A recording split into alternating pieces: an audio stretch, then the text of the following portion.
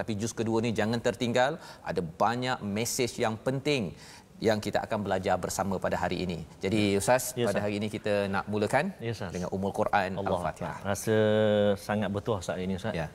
Kerana sudah juzuk yang pertama sudah habis kita pelajari, dan Allah Subhanahu Wa Taala, tuan-tuan dan puan-puan sahabat-sahabat Al-Quran semuanya, hari ini Allah Subhanahu Wa Taala masih lagi pilih kita, masih lagi beri kesempatan kepada kita, masih lagi beri kemudahan kepada kita, hadiah daripada Allah Subhanahu Wa Taala untuk kita belajar pula ataupun kita melihat pula Ustaz juzuk yang kedua, permulaan juzuk yang kedua. Maka perjalanan kita masih jauh tuan-tuan dan puan-puan. Mudah-mudahan Allah Subhanahu Wa Taala panjangkan usia kita, kurnia kesihatan kepada kita, dan kurnia kemudahan, semangat, kekuatan buat kita untuk kita terus mendalami firmanullah ataupun kalam Allah. Bukan kita baca kalam manusia ini tuan-tuan dan puan-puan. Kita belajar, kita dengar, kita baca satu kalam yang sangat istimewa di atas muka bumi ini, iaitulah kalam Allah Subhanahu Wa Taala. Jadi ikhlaskan niat kita. Mudah-mudahan Allah Subhanahu Wa Taala catat dalam mizan kebajikan kita insya-Allah. Jadi permulaan ini untuk kesekian kalinya kita mula pertemuan kita dengan kita membaca surah yang menjadi kekuatan dalam solat kita Ustaz, dalam hidup kita Ustaz.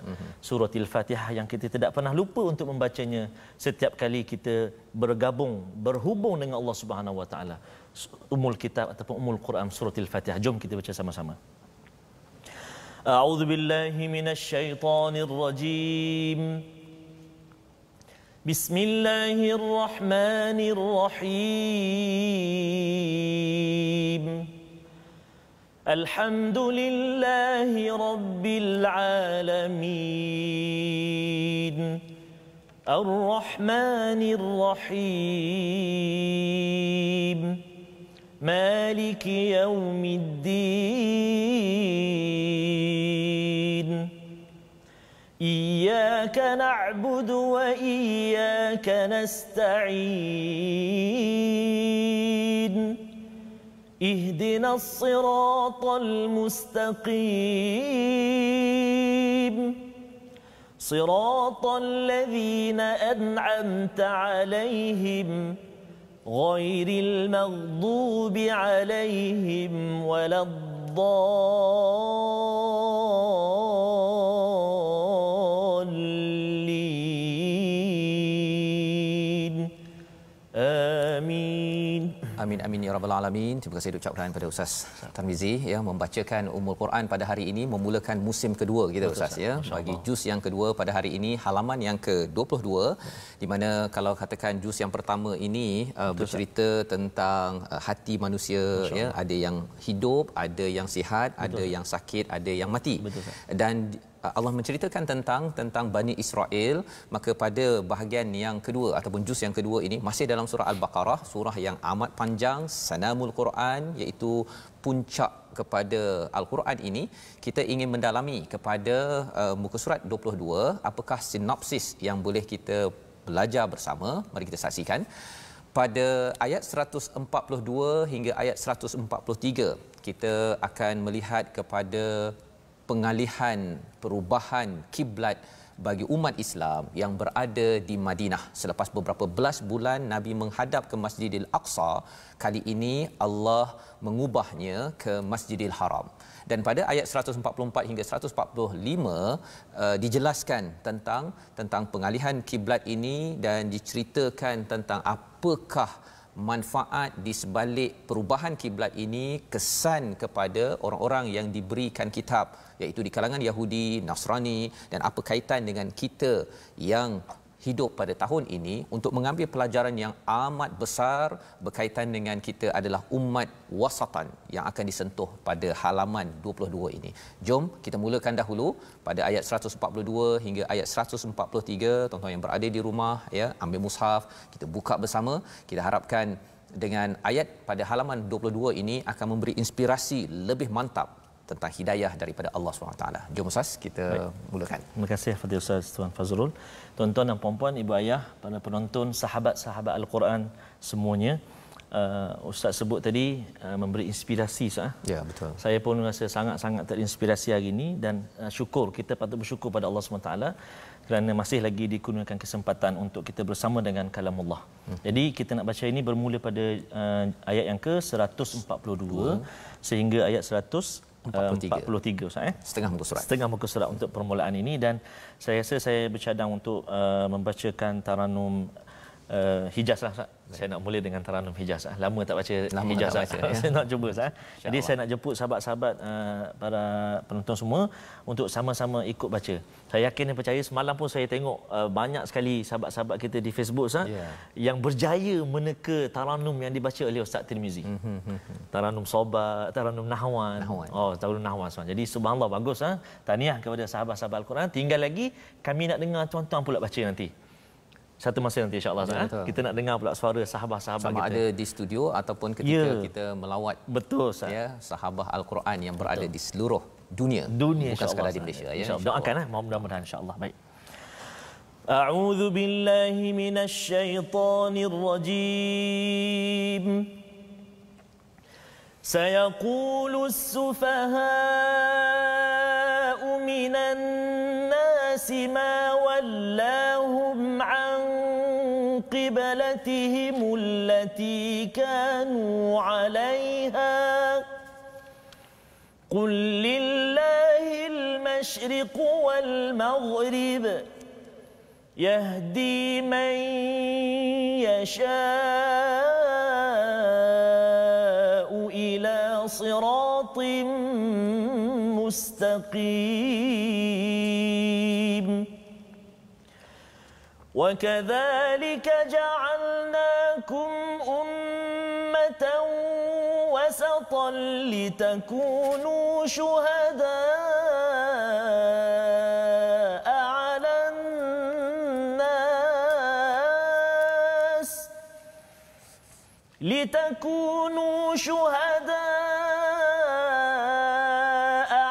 الناس ويكون الرسول عليكم شهيدا وما جعلنا القبلة التي كنت عليها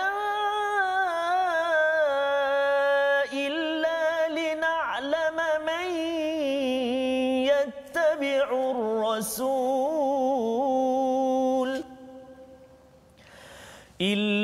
لنعلم من يتبع الرسول ممن ينقلب على عقبيه وإن كانت لكبيرة إلا على الذين هدى الله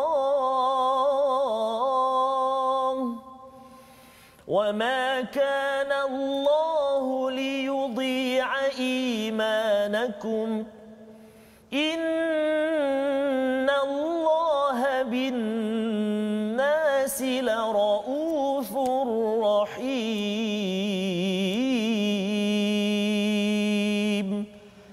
صدق الله العظيم. Surah Al-Allahul Azim daripada ayat 142. Terima kasih banyak Ustaz. Panjang Ustaz. Panjang ya. Kalau nak ulang balik pun yang mana satu nak diulang tu, ulang semua dah Ustaz ya. Tetapi apa pun kita melihat kepada apakah maksud daripada ayat 142 memulakan juz yang kedua kita. Orang-orang yang kurang berakal di antara manusia berkata, adakah yang telah memalingkan mereka orang-orang Islam dari kiblat yang dahulu mereka menghadap kepadanya. Katakanlah Muhammad ya, milik Allah lah timur dan barat. Dia memberi petunjuk pada siapa yang dikendaki ke jalan yang lurus.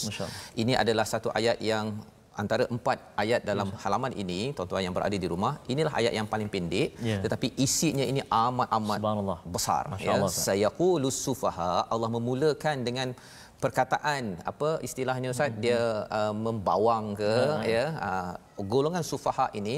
Golongan sufaha siapa? Allah gelarkan kepada orang yang komen kepada Nabi, ni apa pasal pula tukar-tukar kiblat ni? Ya.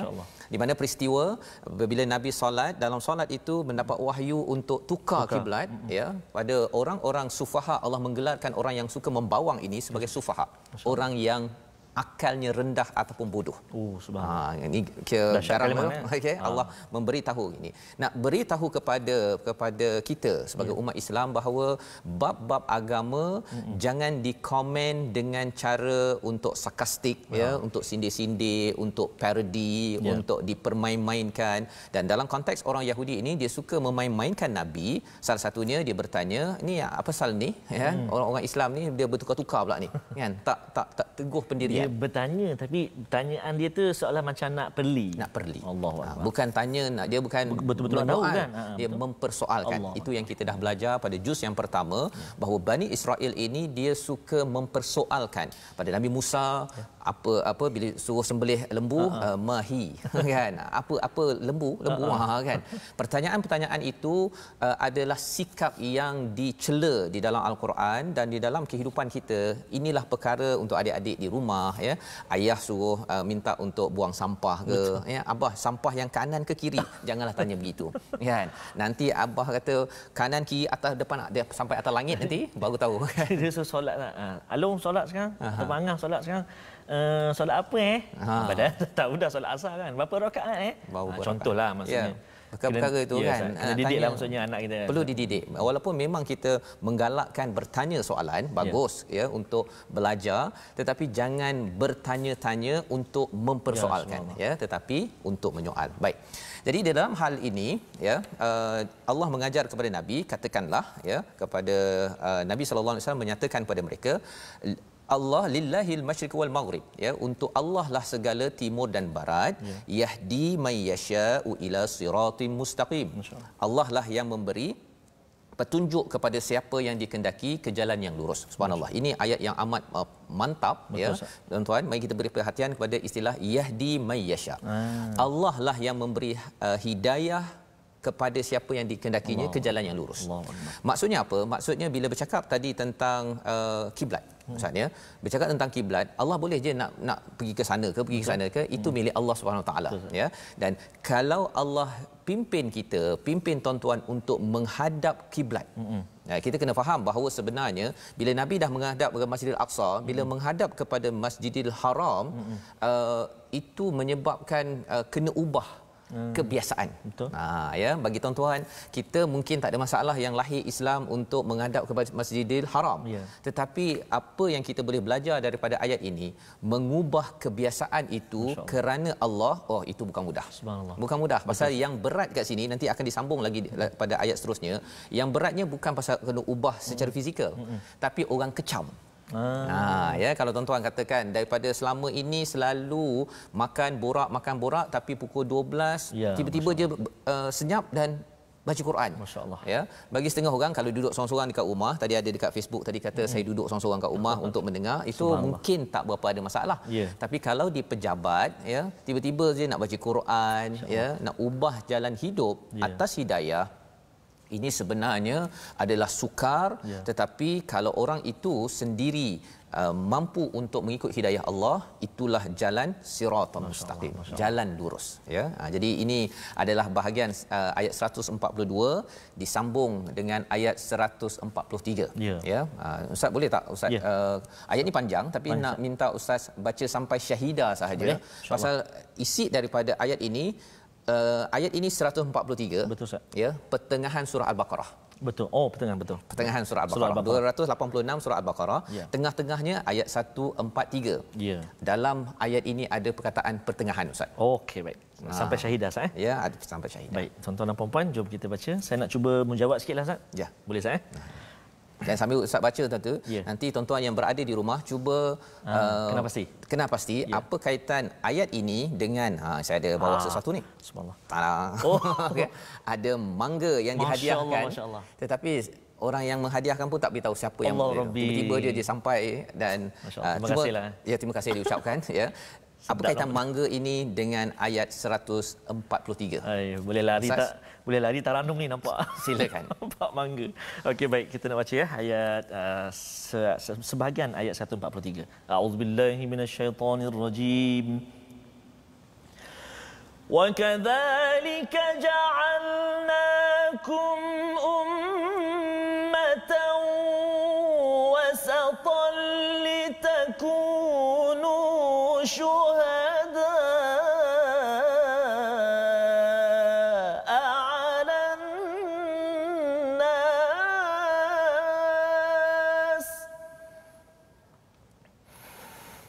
litakunu syuhada'a 'alan nasi wa yakuna ar-rasulu 'alaikum syahida. Sadaqallahul azim ila akhir ayat. Ila akhir ayat. Masya-Allah Ustaz ya, daripada ayat 143 bersambung daripada ayat 142 tadi ya, perubahan kiblat, orang-orang yang kurang akal mempermain-mainkan Allah Subhanahu Wa Taala ya, arahan daripada Allah. Sebenarnya bila Allah cakap yahdi may yasha dalam ayat 143 42 itu sebenarnya Allah pimpin menuju ke kiblat, itu satu hidayah. Satu hidayah. Kemudian apa lagi, bila Allah pilih pergi ke kiblat yang berubah itu sebenarnya nak menunjukkan Allah pilih Rasul ini sebagai Rasul pilihan. Jadi selama ini Rasul menghadap Masjidil Aqsa, jadi orang Yahudi cakap tengok dia satu geng yang kita yang sebenar betul, masuklah agama Yahudi bukan masuk Islam. Tapi bila Allah palingkan kali ini, kalau sebelum ini sudah Nabi berdakwah selama beberapa belas bulan, kali ini kita berbeza. Wahai kaum Yahudi, bahawa sebenarnya siapa yang betul?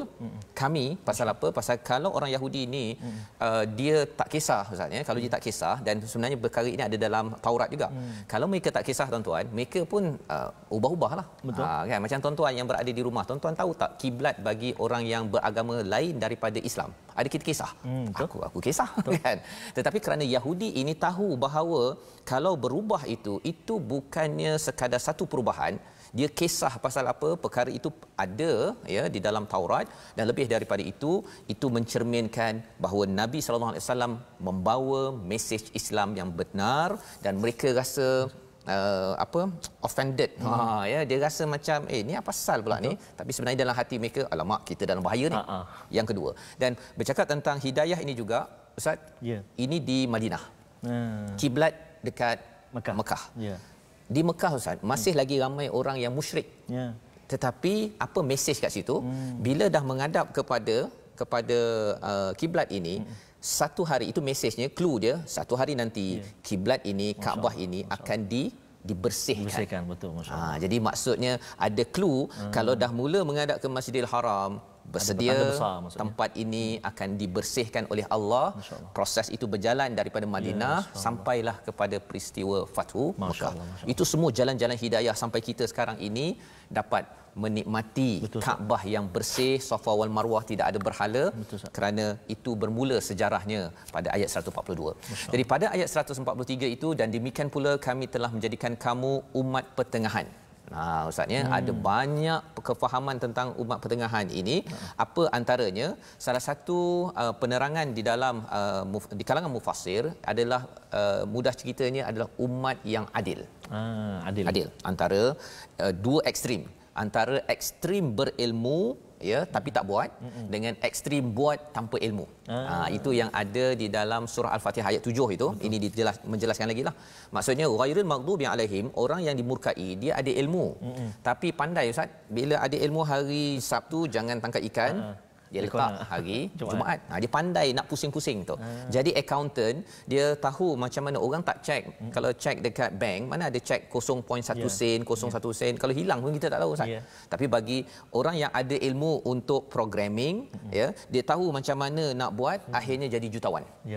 Ataupun doktor ke, ataupun apa-apa saja profession, bila seseorang itu tidak berteraskan kepada ilmu yang membawa pada amal. Tetapi bagi orang yang waladhdallin adalah orang Kristian ya, orang Nasrani, dia beramal tetapi tidak ada ilmu. Tidak ada ilmu. Ekstrim juga. Ekstrim beramal tak ada ilmu, sampaikan dia kata tak payah kahwinlah. Kan kita nak menuju kepada akhirat ya, kita nak bersihkan. Tapi kalau yang peringkat orang Yahudi ini, kalau boleh dunia ni dia nak sapu habis. Kan disebabnya sejarah riba di kalangan orang Yahudi ini dia buat sebenarnya untuk dia tak ada riba. Tapi dia nampak dia ustaz orang Melayu yang okey riba. Ada. Ya, jadi mereka nakkan dunia ini kalau boleh milik mereka. Jadi itu adalah satu sudut berkaitan dengan pertengahan. Dan selain daripada itu, pertengahan ini juga bercakap tentang keseimbangan Ustaz ya. Dalam hidup kita ini, kalau kita tengok inilah kan, kita nampak sedap ni. fizikalnya mangga kan. Tapi bukan sekadar kita nampak fizikalnya saja, kita nampak subhanallah, Allah yang menciptakan. Kalau ini sedap kan. Kalau Allah kata okey makanlah di dunia ini, tapi berpada-pada, jangan melampau-lampau. Betul. Jangan melampau. Pasal melampau-lampau juga kan. Kalau katakan yang kita bincang sebelum ni, kita bincang juz pertama musangking Ustaz ya. Mungkinlah juz kedua ni kita bincang mangga ya. Bukan suruh beli mangga ya. Kita nak cerita bahawa jangan ekstrim. Betul Ustaz. Jangan ekstrim makan mangga sampai demam. Boleh mudarat Ustaz. Boleh mudarat. Ya. Dan lebih daripada itu, kalau kita dah dapat rasa sikit sedapnya, maksudnya Allah ada cakap bahawa nanti di akhirat nanti dalam juz yang pertama, buah mutasyabiha. Lebih kurang sama, tetapi rasanya tak sama. Lebih kalau sini sampai begitu ya. Di akhirat nanti tak payah beli, tak ada musim. Ganjaran bagi siapa? Bagi orang yang beriman dan beramal soleh seperti tuan-tuan yang berada di rumah. Jadi keseimbangan dunia akhirat ini penting. Selain daripada melihat bahawa ini bukan sekadar fizikal, tapi kita tahu subhanallah hebatnya Allah, daripada air hujan yang sama, tapi boleh menghasilkan buah-buahan yang pelbagai jenis. Masya-Allah. Jadi itu adalah umat pertengahan. Dia bukan terlampau materialistik. Ya, bukan duniawi semata-mata, dan bukan sekadar lihat akhirat kan. Betul. Jom jemput Ustaz makan mangga, tak payahlah tunggu mangga di syurga. Contohnya kan orang nak hadiah pun kita tak nak. Ya, jadi itu pun juga bercakap tentang wasatan, pertengahan di dalam kehidupan kita. Dan bila kita menjadi umat pertengahan, litakunu syuhada'a 'alan nas. Ya, kita akan menjadi, agar kamu menjadi saksi kepada manusia dan Rasul menjadi saksi kepada kamu. Ya, apa maksud saksi ini? Maksudnya kita boleh melihat bagaimana sistem keadilan di dunia, dan bagi umat Islam kita akan membawakan keadilan, cara melihat macam tadilah. Bukan terlampau ekstrim dunia, bukan terlampau ekstrim akhirat, tetapi dunia ini nak dibawakan sampai ke akhirat. Ya, jadi perspektif itulah yang bagaimana jadi begini ya. Pada pasal Ustaz ya, bercakap tentang orang yang dimurkai, dia ekstrim ilmu. Ada orang terlampau teori dia tinggi sangat, tapi tak buat pun. Kan? Ataupun orang yang nak buat, tak payahlah dengan My Quran Time, buat saja. Ada satu ekstrim lagi. Betul. Jadi bagaimana untuk menyeimbangkan perkara ini? Namanya ialah Quran. Allahuakbar. Quran ini kalau kita belajar Ustaz ya, My Quran Time ni dia rasa macam satu lapis, kemudian kita baca balik semula. Betul, Ustaz. Macam ada lapis lagi.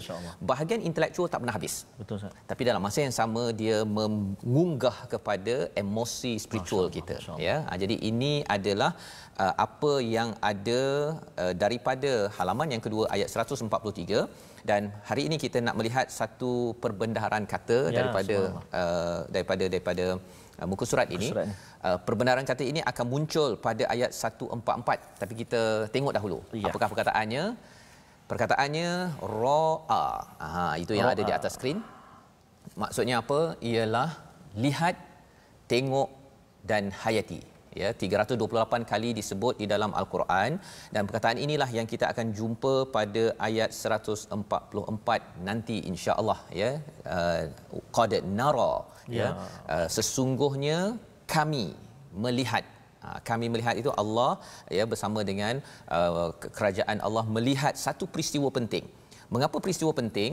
Peristiwa Nabi ini ya, sambung balik kepada yang atas tadi itu pada ayat 143, bila Nabi ini bercakap tadi tentang kiblat. Ada orang yang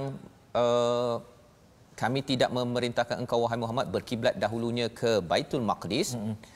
Kemudian kami perintahkan supaya berkiblat ke Kaabah, melainkan untuk kami menguji bagi menzahirkan siapa di kalangan kamu yang mengikuti Rasul dan siapa yang berpaling ke belakang. Betul, Ustaz. Jadi kiblat tadi ada orang komen. Nabi tak ubah, tapi bila ubah itu sebenarnya nak check, Allah nak uji siapa yang nak betul-betul ikut Nabi ataupun luar macam ikut Nabi.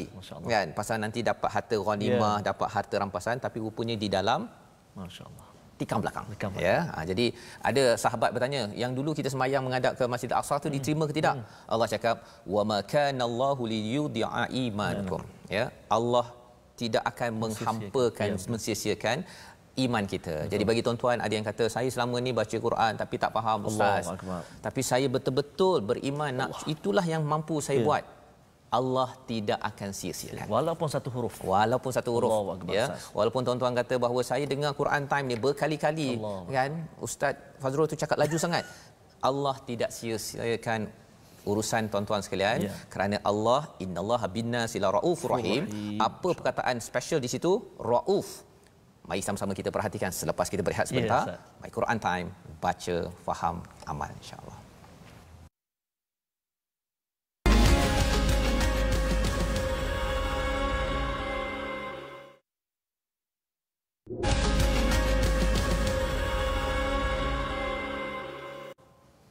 Kembali kita dalam My Quran Time, baca faham amal. Pada hari ini kita melihat kepada halaman ke-22. Halaman pertama bagi juz yang kedua bercerita tentang kiblat sebagai satu manifestasi bahawa perubahan itu menandakan identiti sebagai seorang Islam ini bukan sekadar kita sama sahaja, tetapi Allah ingin bina identiti itu untuk umat Islam di Madinah, dan mesej juga untuk kita bahawa kiblat bukan sekadar menghadap Masjidil Haram, tetapi sejarahnya itu bercakap tentang akidah, keseimbangan dan juga penyerahan kepada Allah Subhanahu Wa Taala. Sebelum kita meneruskan, mari kita sama-sama melihat kepada segmen tajwid bersama dengan Ustaz Tarmizi. Baik, terima kasih kepada Ustaz Tan Fazrul. Tuan-tuan dan puan-puan, sahabat-sahabat Al-Quran semuanya, seperti biasa kita perkongsian tajwid kita, dan saya nak jemputlah sahabat-sahabat Al-Quran semuanya untuk kalau kita kata separuh masa kedua ni, yang setengah separuh masa kedua kita ni untuk share, untuk sebarkan perbincangan dan juga bacaan kita pada hari ini kepada sahabat-sahabat kita yang lain, insya-Allah. Mudah-mudahan dapat rahmat lagi, banyak lagi rahmat Allah SWT turunkan pada kita. Sahabat-sahabat Al-Quran semuanya, jangan lupa untuk bergabung dengan kita, Ustaz. Betul. Ada di Facebook, ada di YouTube, ada di Instagram kita, Sahabat Al-Quran. Boleh bergabung kat situ, apa juga persoalan yang nak ditanyakan, hukum tajwid dan sebagainya, dan kita boleh ikuti di YouTube My Quran Time Official, Facebook kita Sahabat Al-Quran My #Quran Time, My #Quran Time, dan juga Instagram kita My Quran Time Official kat situ, Dan tajwid, segmen tajwid yang kita nak kongsikan dengan sahabat-sahabat Al-Quran semua pada hari ini, iaitulah kita nak menyambung satu lagi golongan pembaca ataupun pelajar Al-Quran. Tapi itu sebelum itu Ustaz ya, sebenarnya bila cakap tentang sahabat Al-Quran tadi, sebenarnya ada adik Nur Adlina Shah Irwan. Adik Nur Adlina akan menjalani pembedahan di kepalanya, dia ditangguhkan kerana semalam dia panas demam sampai 40 darjah Celsius.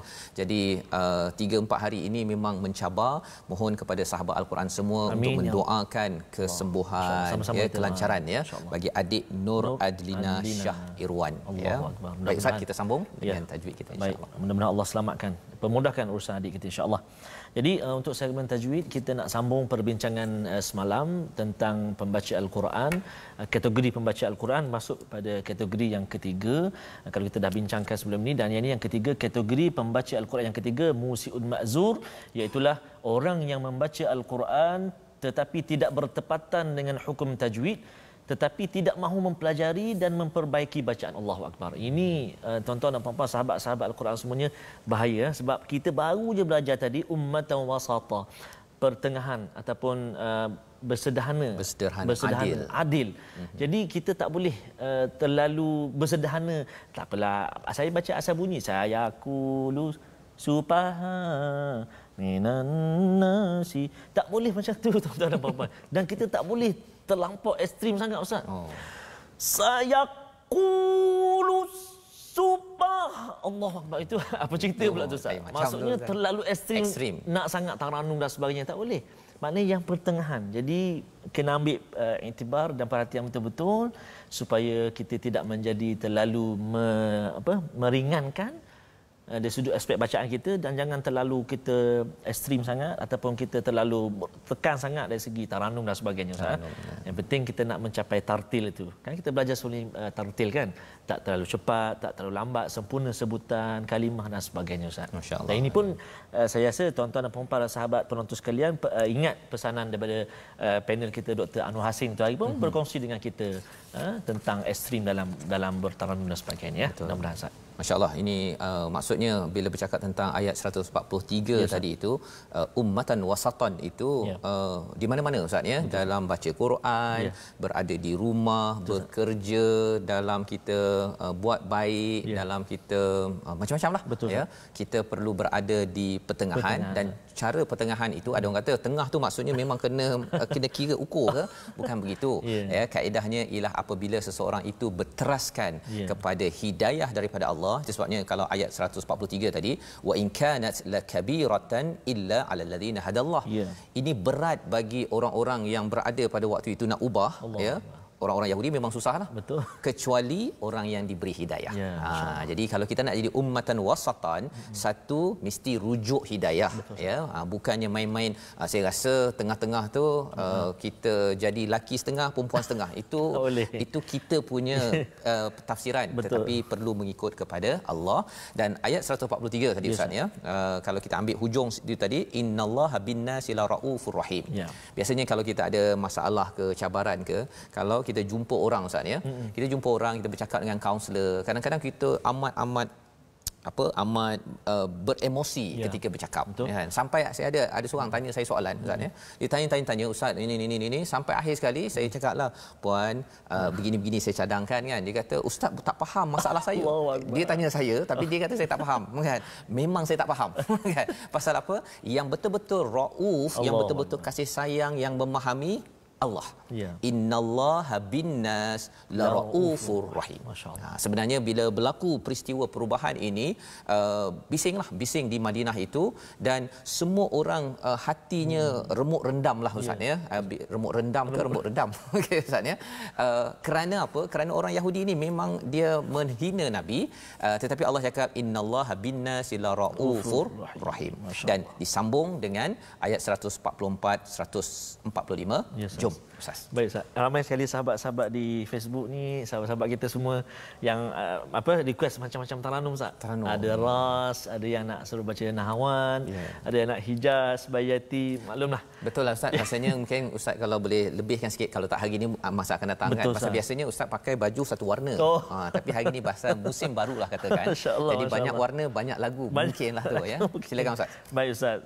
Saya masih lagi tertarik dengan taranum Hijaz tadi Ustaz. Hijaz lagi. Saya nak sambung lagi tuan-tuan dan puan sahabat-sahabat Al-Quran semua untuk saya baca dengan taranum Hijaz. Sebab tu kita nak jemput tu sahabat-sahabat semua bergabung di di platform-platform kita tu supaya boleh melihat kat situ saban waktu tersebut taranum apa ya. Jadi saya nak sambung bacaan ini ayat 144 sehingga 145, dua ayat tapi panjang ayat dia dengan taranum Hijaz, bacaan murattal insya-Allah. Auzubillahi minasyaitonirrajim.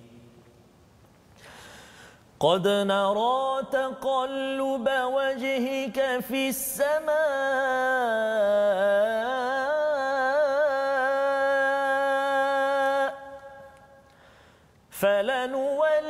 فلنولينك قبلة ترضاها فول وجهك شطر المسجد الحرام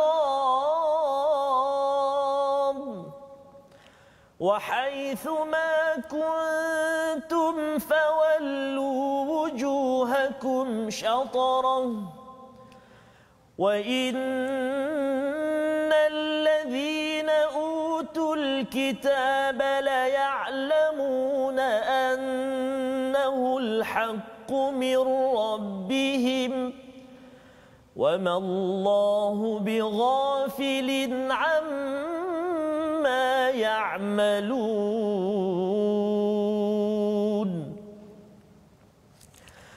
ولئن أتيت الذين أوتوا الكتاب بكل آية ما تبعوا قبلتك وما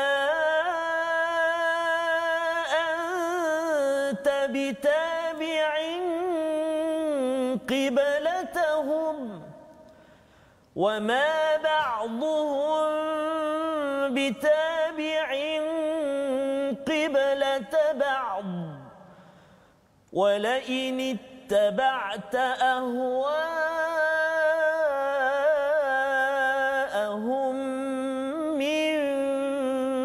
بعد ما جاءك من العلم من بعد ما جاءك من العلم إنك إذا لمن الظالمين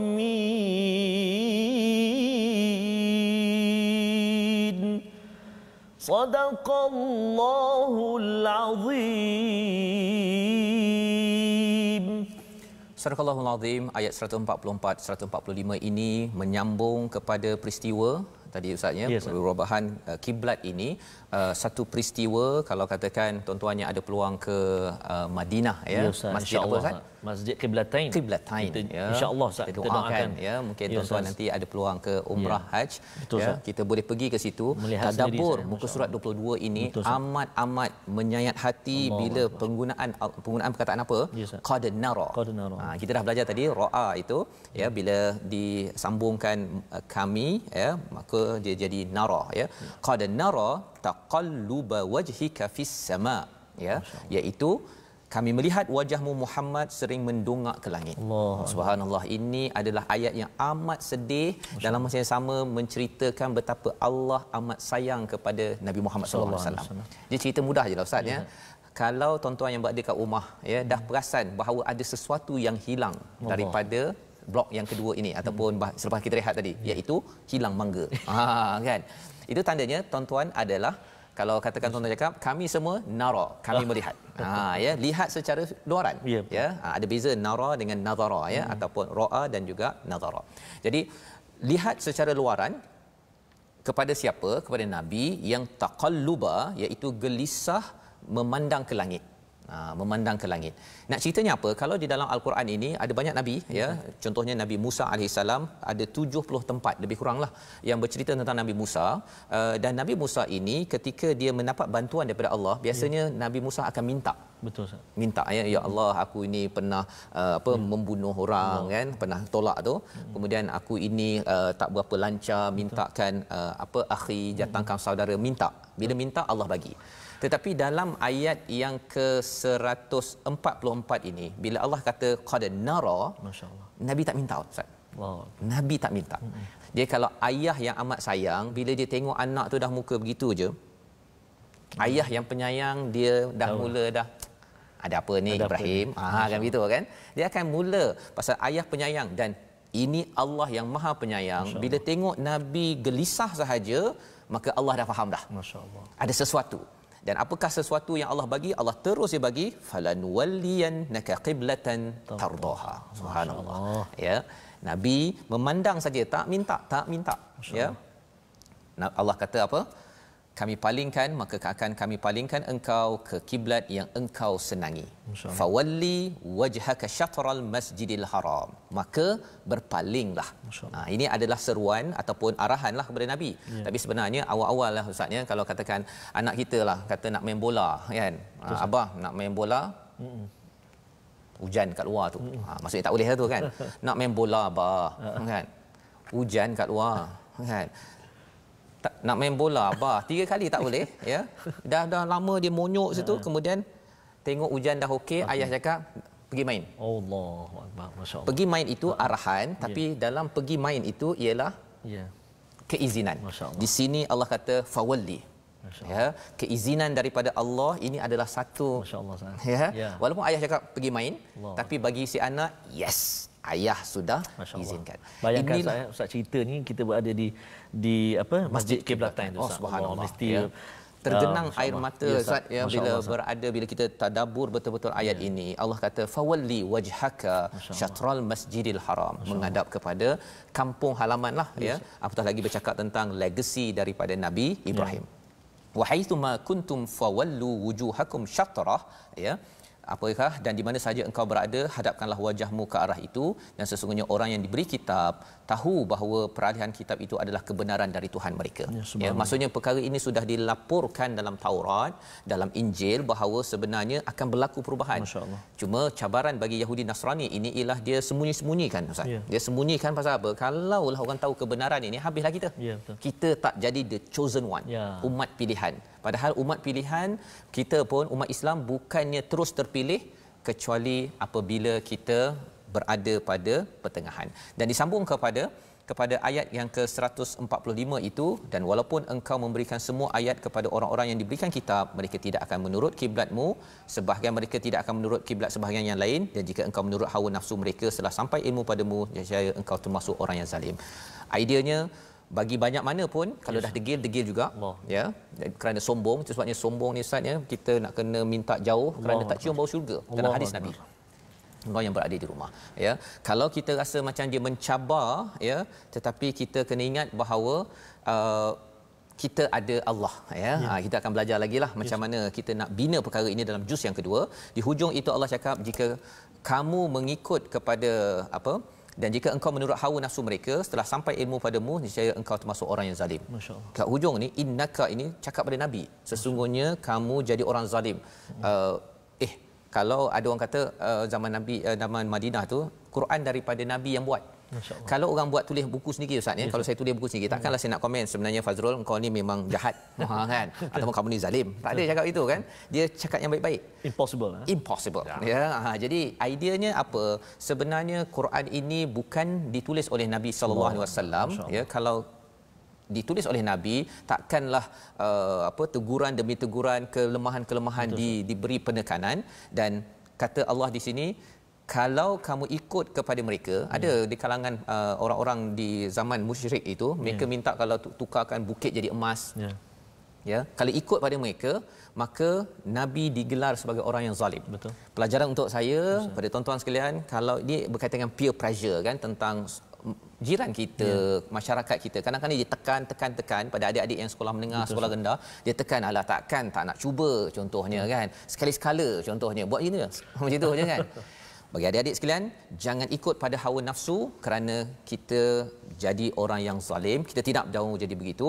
Jadi daripada muka surat 22 ini, kita ingin ambil paling kurang 3 pelajaran yang boleh kita bawa sampai ke hujung usia kita. Yang pertama, mari kita sama-sama perhatikan, ikut cakap Allah lebih penting daripada ikut cakap manusia semata-mata. Itu yang kita belajar daripada ayat 142 sebentar tadi.